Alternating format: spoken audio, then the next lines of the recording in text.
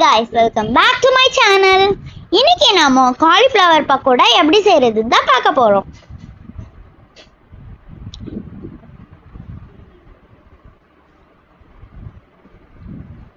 முதல்ல நமக்கு காலிஃப்ளவர் எடுத்து டர்மரிக் வாட்டர்ல போட்டுறணும். ஏன்னா அதுல இருக்கிற பாக்டீரியாலாம் சாரத்துக்கு.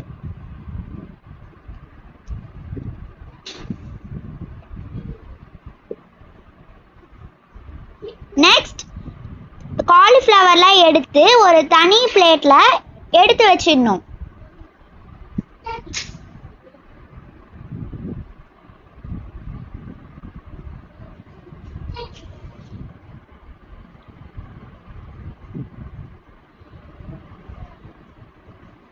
இதெல்லாம் எடுத்து வச்சோடனே நம்ம மசாலா ஆட் பண்ற ஸ்டெப் தான் பண்ண போறோம்.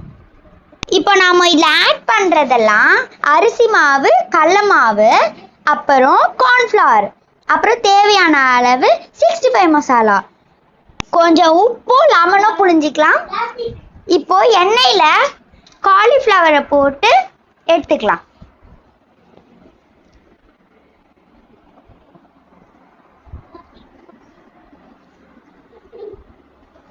இதெல்லாம் எடுத்து ஒரு பிளேட்டுக்கு மாற்றிக்கலாம்.